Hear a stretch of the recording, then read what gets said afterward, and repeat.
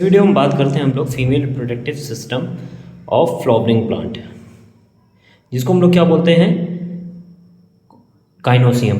Gynoecium जो होता है वो फीमेल रिप्रोडक्टिव ऑर्गन होता है, जिसकी फ्री यूनिट को हम लोग क्या बोलते हैं, पिस्टल या फिर कार्पल बोलते हैं। अब चाहे पिस्टल हो या कार्पल हो, क्योंकि ये आगे चल के मेगा स्पोर को अपने अंदर रखती है, इसीलिए इसको हम लोग बोलते हैं मेगा स्पोरोफिल। जिस तरीके से उधर हम लोगों ने स्टेमन को क्या बोला था, हम लोग माइक्रोस्पोरोफिल।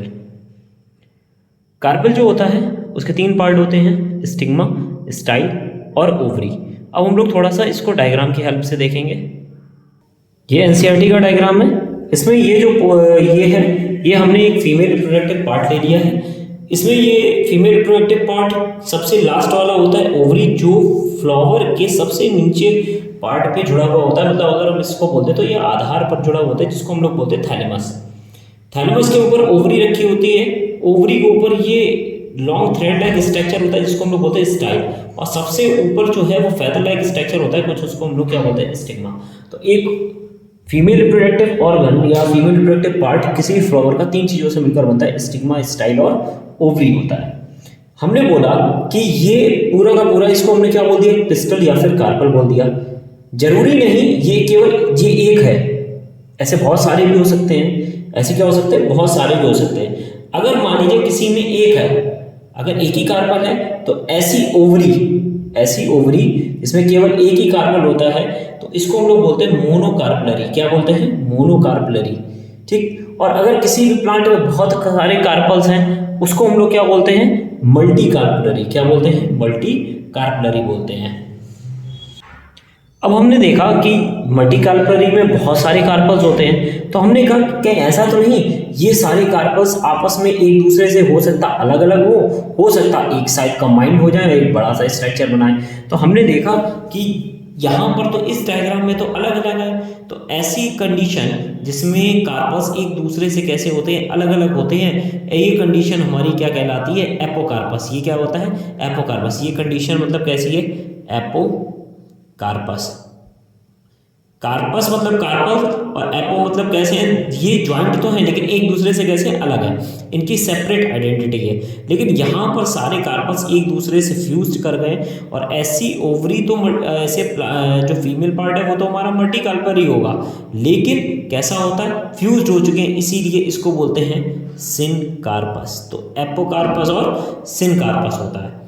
उसके बाद हमने देखा कि हमने ओवरी के अंदर गए, और ओवरी के अंदर क्या प्रेजेंट होते हैं, ओव्यूल प्रेजेंट होते हैं। क्या प्रेजेंट होते हैं, ओव्यूल। और हमने एक ओव्यूल का ये क्या ले लिया, एक डायग्राम ले लिया।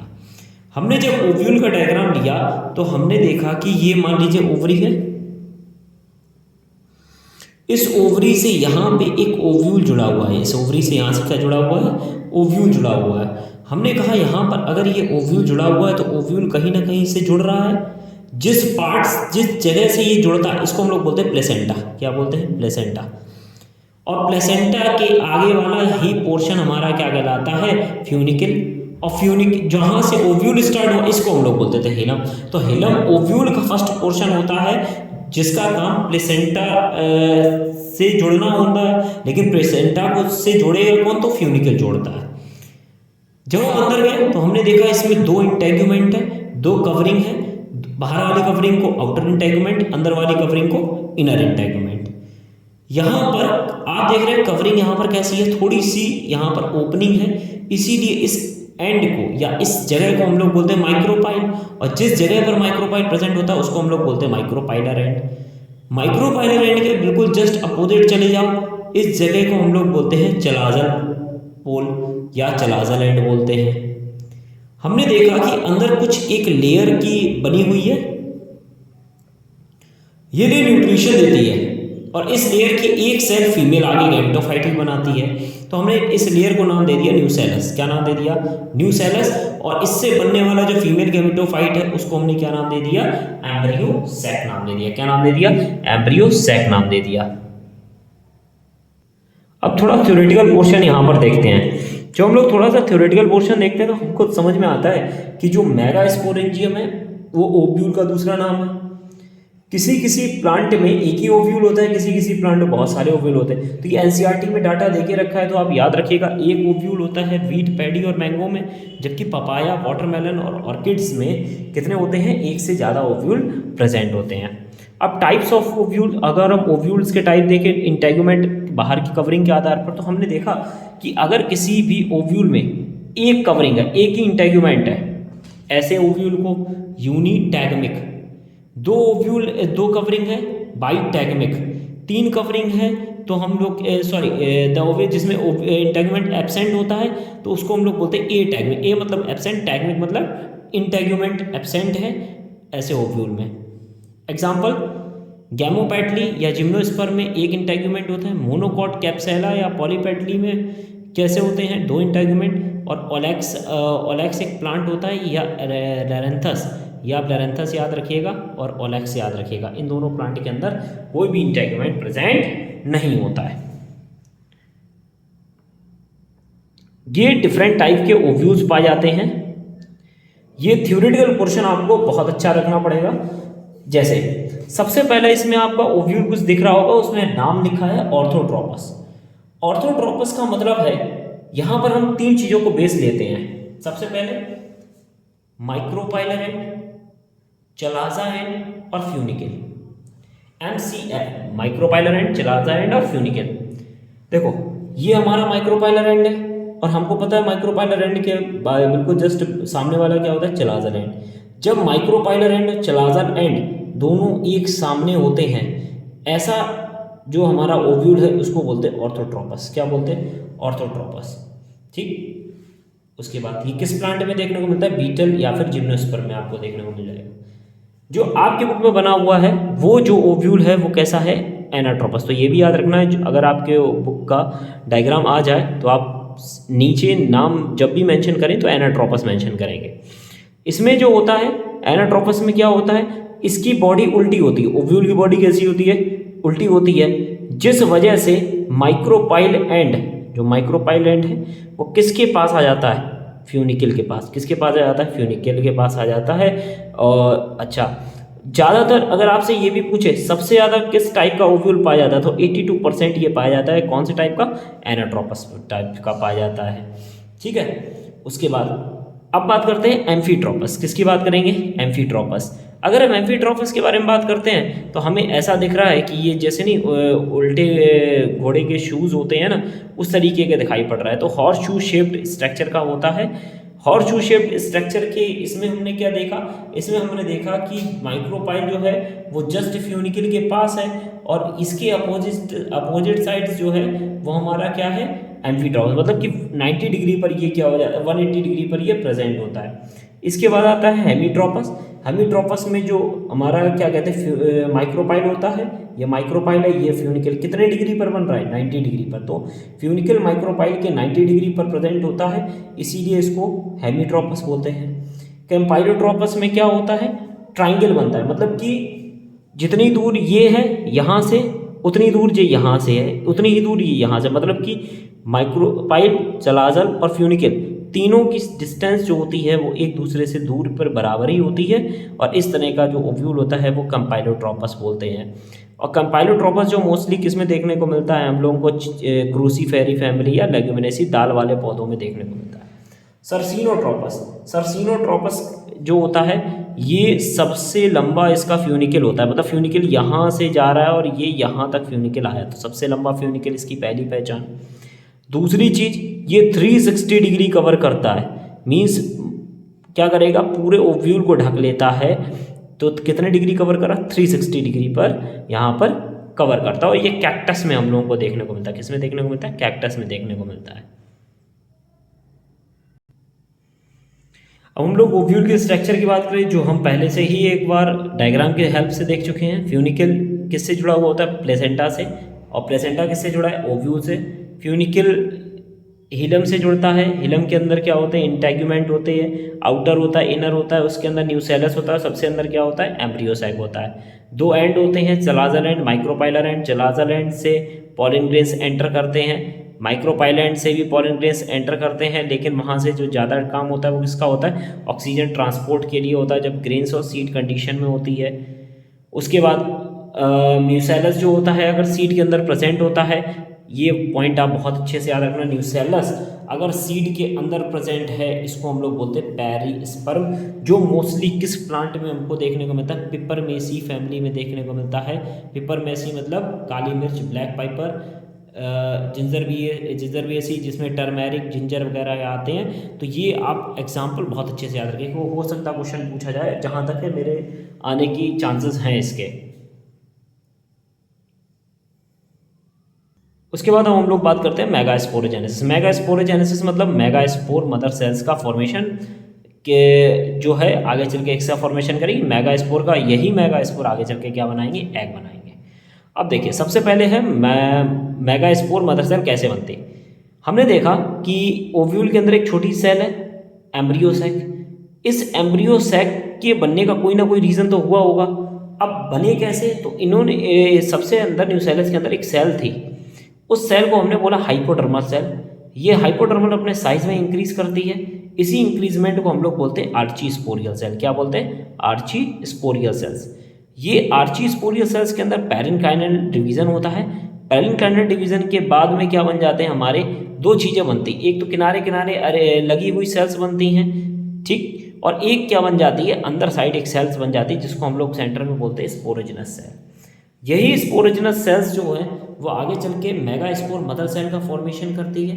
ये मेगास्पोर मदर सेल के अंदर यहाँ पर कौन सा डिवीजन होता है, मियोसिस, जो ठीक उसी तरह होता है जहाँ माइक्रोस्पोर मदर सेल में होता है। हमारे यहाँ जब पॉलिन ग्रेन्स बन रहे होते हैं वहाँ पर पॉलिन ग्रेन्स को माइक्रोस्पोर बोलते हैं। यहाँ पर जो चीज़ बन रही है इसको हम लोग क्या बोलेंगे, मेगा स्पोर बोलते हैं। क्या बोलते हैं, मेगा स्पोर बोलते हैं हम लोग। अब हम लोग बात करते हैं मेगा गैमेटोजेनेसिस या फिर एम्ब्रियो सैक डेवलपमेंट के बारे में। एम्ब्रियो सैक जो है वो फीमेल गैमेट्स का फॉर्मेशन करेगा। किसका फॉर्मेशन करेगा, फीमेल गैमेट का फॉर्मेशन करेगा। मेगास्पोर सबसे पहली बनने वाली फीमेल गैमेटोफाइट की पहली सेल होती है। मेगास्पोर सबसे पहले, अब एम्ब्रियो सैक के अंदर 4 सेल बन गई और चारों को हमने क्या नाम दे दिया, मेगास्पोर।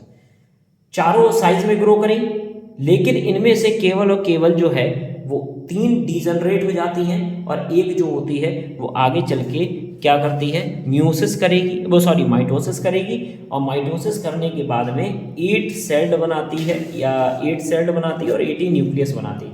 अब वो किस तरीके से बनाती है, सबसे पहले आप देखिए, सबसे पहले ये आपका न्यूसेलस था, न्यूसेलस की एक सेल जो है वो मैच्योर करी। इस मैच्योर करने पर सबसे पहले ये कैसी थी, हमारी जो सेल थी आर्चिस्पोरियल सेल, आर्चिस्पोरियल सेल में जो डिवीजन हुआ, अंदर कई सारी जो है वो पैराइटस सेल किनारे किनारे, और बीच में जो है वो कैसी है, स्पोरोजिनस सेल्स। यही स्पोरोजिनस सेल्स आगे चल के किस में कन्वर्ट हुई, मेगास्पोर मदर सेल बनाया। अब ये मेगास्पोर मदर सेल के अंदर जो है वो क्या डिवाइड करेगा, 4 पार्ट में डिवाइड करेगा। सारे के सारे क्या बन गए, हमारे मेगास्पोर बन गए। क्या बन गए, मेगास्पोर बन गए। कितने बने, 4 बने, इसीलिए मेगास्पोर टेट्राड। मेगास्पोर टेट्राड में अब इनमें से 3 खत्म हो जाते हैं। मोस्टली कितने खत्म हो जाते हैं, 3 जो है वो कैसे हो जाते हैं, डीजनरेट हो जाते हैं। ये बात आपको याद रखनी है कि जो 3 होते हैं वो डीजनरेट हो जाते हैं। केवल और केवल एक मेगास्पोर जो है वो डेवलप करता है, एक मेगास्पोर जो डेवलप करेगा। अच्छा, यहाँ पे एक चीज़ और ध्यान रखिएगा, मेगास्पोर मदर सेल 2n होती है। कैसी होती है, डिप्लॉइड होती है, 2n होती है। देखो मेगास्पोर बन रही है कैसे हैं, हैप्लॉइड। जब भी डिप्लॉइड से हैप्लॉइड सेल बनती है हमेशा मियोसिस डिवीजन। तो यहाँ पर कौन सा डिवीजन हुआ होगा, मियोसिस। यहाँ से जो भी डिवीजन होगा, 3 डिवीजन होंगे। तीनों कैसे होंगे, 3 डिवीजन्स होंगे। पहला यहाँ पर, दूसरा यहाँ पर, तीसरा यहाँ पर।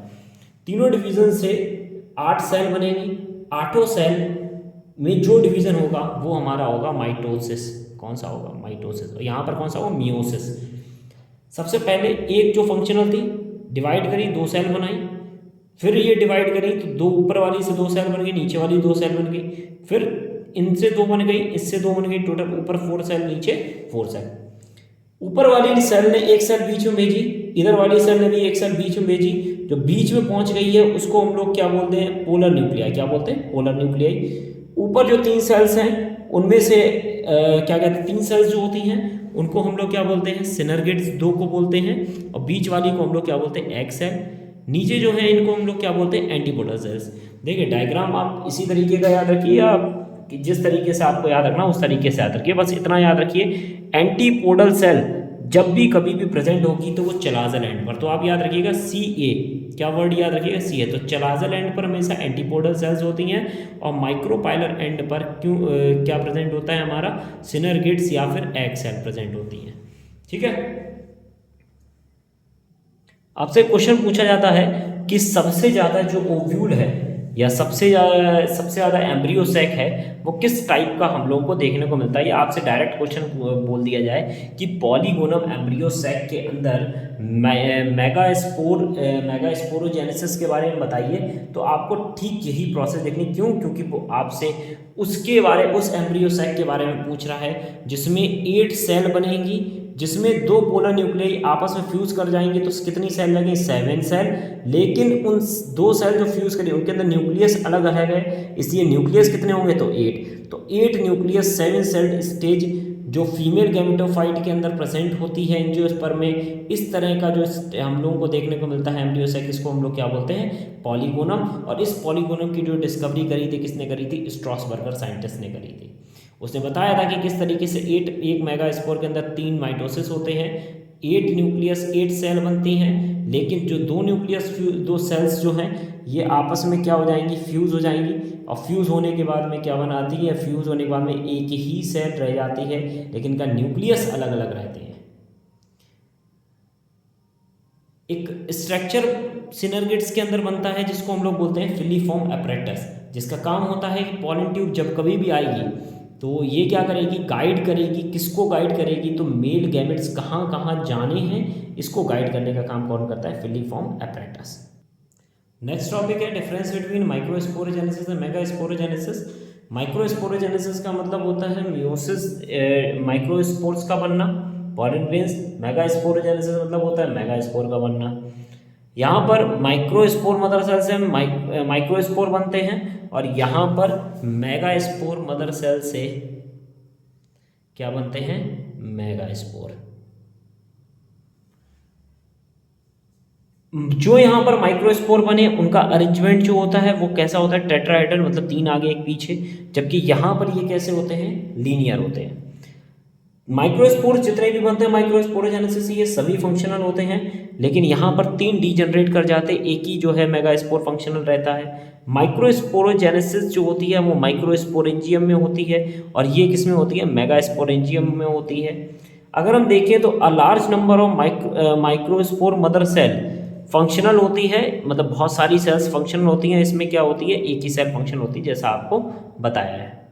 नेक्स्ट एंड सबसे इंपॉर्टेंट टॉपिक है पॉलिनेशन।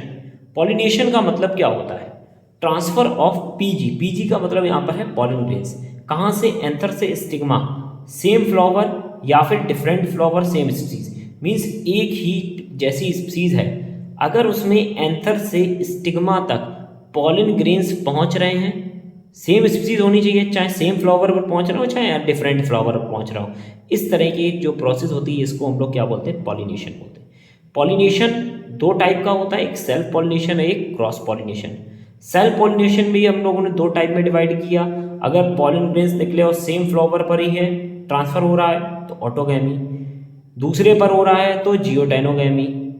क्रॉस पॉलिनेशन जो है वो डिफरेंट एक ही स्पीसीज होनी चाहिए, बस प्लांट कैसे होने, दोनों अलग अलग होने चाहिए। अब बात करते हैं ऑटोगैमी की। ऑटोगैमी में सबसे पहले हमने देखा कि कुछ टाइप की हमने इसमें देखा, सेल्फ पॉलिनेशन जो है वो ऑटोगैमी में आप चाहो तो होमोगैमी देखते हैं। सबसे पहले होमोगैमी जो है इसमें क्या होता है, एंथर और स्टिग्मा ये कैसे कंडीशन में होते हैं, हमारे और हमारे ओपन कंडीशन, मतलब ऐसे फ्लावर जिनमें ओपन कंडीशन है, तो ऐसे फ्लावर्स को हम लोग बोलते हैं कैस्मोगैमस। और इस तरीके की जो पॉलिनेशन है, जो सेल्फ पॉलिनेशन है, वो हमारा कहलाता है होमोगैमी।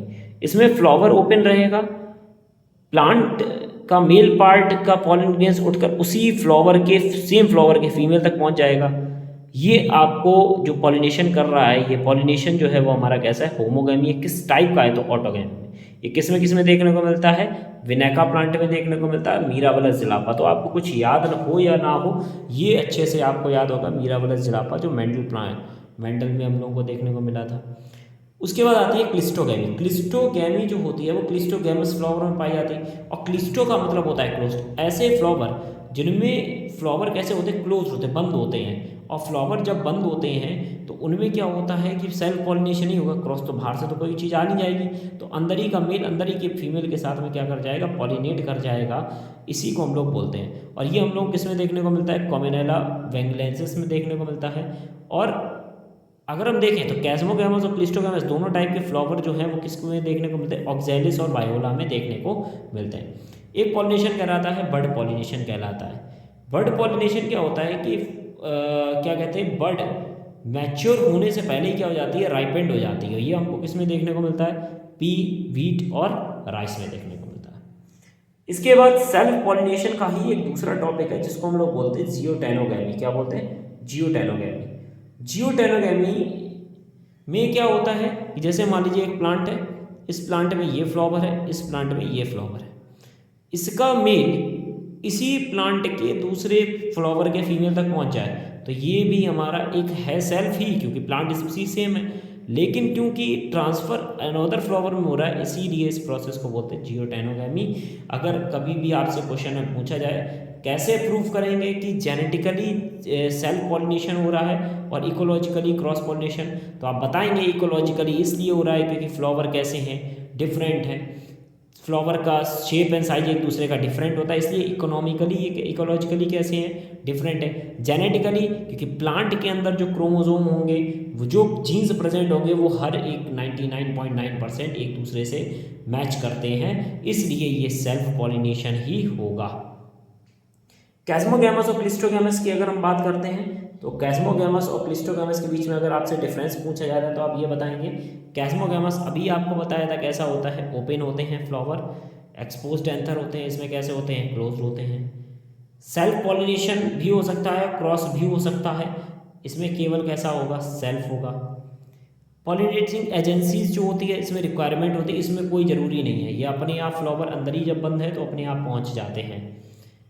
फ्लावर जो होते हैं ऑफन प्रोमिनिएंट होते हैं, मतलब कि कैसा होता है, इसमें दिखाई पड़ते हैं आपको, ज़्यादातर आते हैं। इसमें फ्लावर्स मस्ट डिस्टिंग्विशेबल होते हैं, मतलब कि इनको आप अलग से अच्छे से पहचान नहीं सकते हो। अब हम लोग बात करते हैं जीनोगैमी। जीनोगैमी या फिर हम बोलेंगे क्रॉस पॉलिनेशन, किसकी बात करेंगे, क्रॉस पॉलिनेशन की बात करेंगे। क्रॉस पॉलिनेशन मतलब प्लांट ए स्पीसीज एक जैसी हो, कैसी हो, स्पीसीज एक ही जैसी हो, लेकिन फ्लावर कैसे हो, अलग अलग हो। मतलब कि एक हमने ए प्लांट ले लिया, एक हमने बी प्लांट ले लिया, हमने क्या कर लिया, एक ए प्लांट है, एक हमारे पास बी प्लांट है, जैसे हमारे पास ये एक प्लांट हो गया और ये हमारे पास कैसा प्लांट हो गया, दूसरा प्लांट।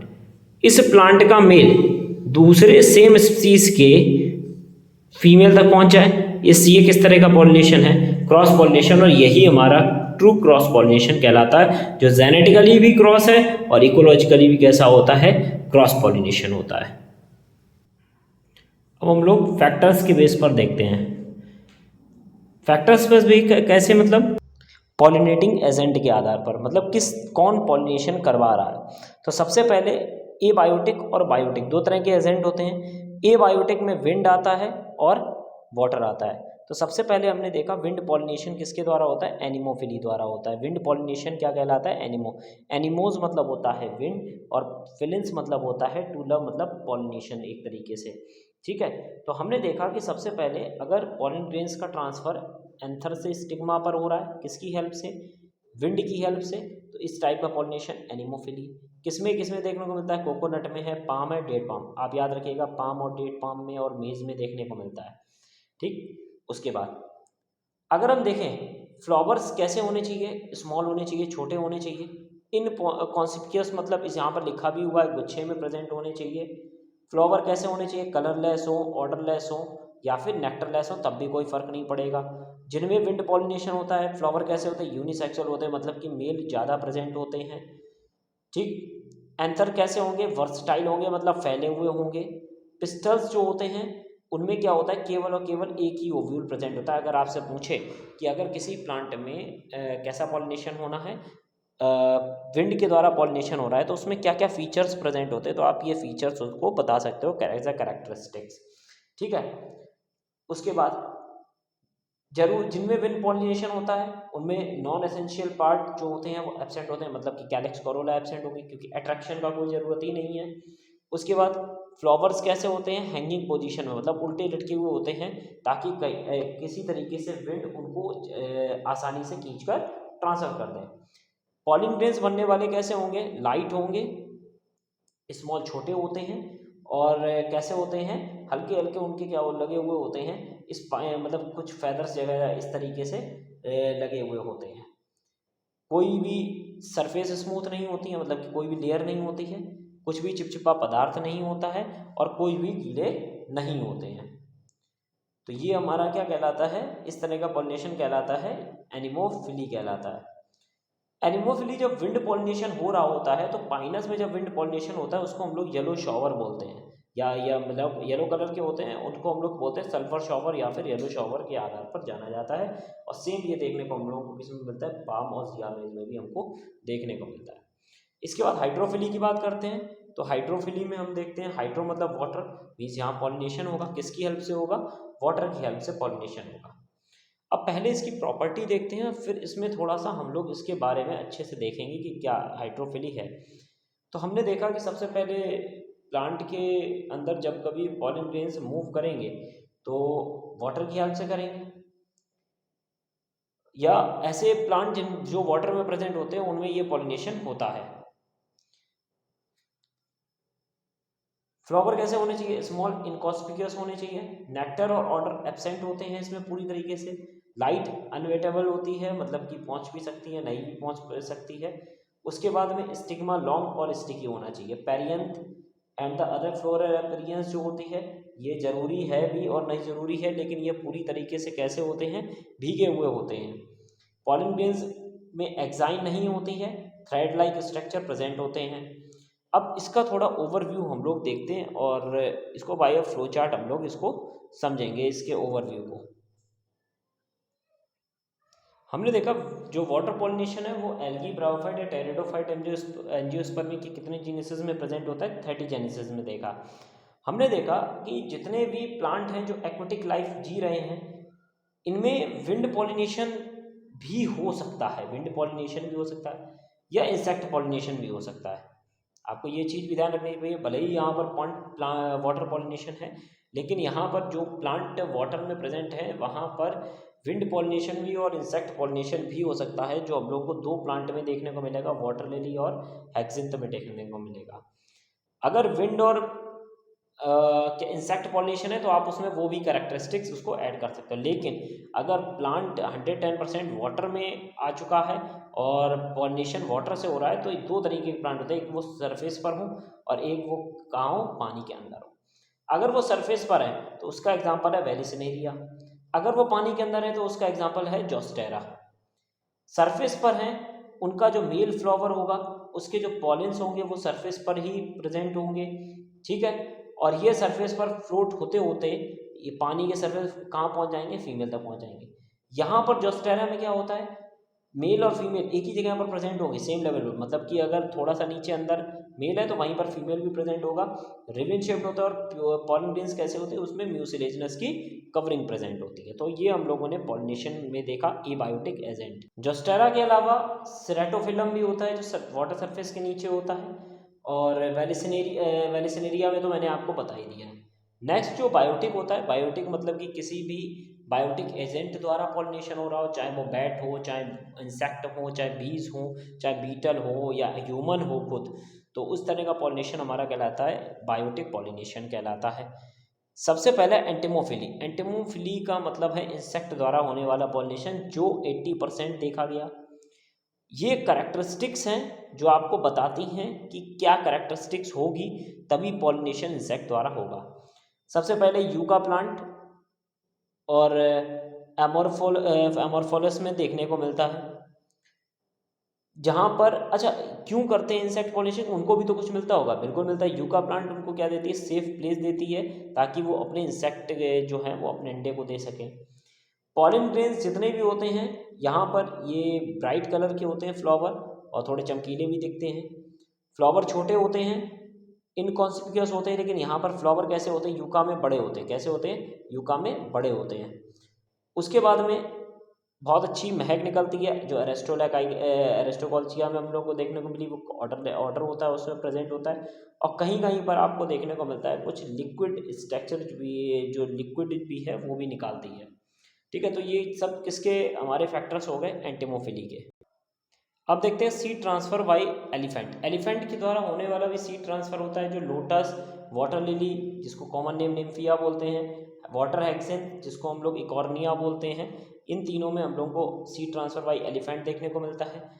ऑरेंथोफिली बर्ड्स द्वारा या हमिंग बर्ड्स द्वारा देखने को मिलता है। बिग्नोइया एक प्लांट होता है उसमें। कायरोप्टेरोफिली बैट्स द्वारा पॉलिनेशन देखने को मिलता है, जो एंथोसिफेलस और बैक्टीरिया में देखने को मिलता है। मरमैकोफिली का मतलब होता है टर्माइट्स और आंट्स द्वारा होने वाला पॉलिनेशन। उसके बाद होता है मेलाकोफिली जो है वो हम लोग को किस में देखने को मिलता है, स्नेल में देखने को मिलता है। ये क्रॉस पॉलिनेशन के कुछ फैक्टर्स हैं, क्रॉस पॉलिनेशन क्यों अच्छा है और क्यों खराब है। सबसे पहले क्रॉस है मीन्स डिफरेंट टाइप के जीन्स यहाँ पर क्या करेंगे, क्रॉस करेंगे, कुछ अच्छी चीज़ें बन के आ सकती हैं, वेरिएशंस देखने को मिल सकते हैं, तो जेनेटिक रिकॉम्बिनेशन बढ़ेगा, वेरिएशंस बढ़ेंगे, एडेप्टेबिलिटी बढ़ती है, स्ट्रगल फॉर एग्जिस्टेंस बढ़ता है, क्रॉस पॉलिनेशन रेजिस्टेंस बनाते हैं डिजीज़ के लिए। तो ये सारे जो हैं वो क्या हैं, ये एडवांटेजेस हैं। अगर एडवांटेजेस हैं तो डिसएडवांटेजेस भी होंगे। लेस इकोनॉमिकल मतलब कि कैसा होता है, सबसे पहले ये मोर इकोनॉमिकल, सर यहाँ पर लेस नहीं, यहाँ पर मोर आएगा, तो मोर इकोनॉमिकल खर्च बहुत खर्चीला होता है। वेस्ट को इसमें बहुत सारे पॉलिनेंस वेस्ट हो जाते हैं। गुड कैरेक्टर्स जो होते हैं वो, जो पिछले प्लांट में गुड कैरेक्टर्स वो धीमे धीमे कैसे हो जाते हैं, स्पॉइल खराब होते हुए चले जाते हैं। अनडिज़ायरेबल कैरेक्टर्स भी कभी कभार यहाँ पर देखने को मिल जाते हैं। मीन्स वेरिएशन होगा, हो सकता है वो वेरिएशन ह्यूमन के लिए अच्छा ना हो, तो कैसे हो सकते हैं, उनकी स्पीसीज भी धीमे धीमे कम हो सकती है। तो ये सभी जो है हम लोग ने किस में देखा है, पॉलिनेशन में देखा।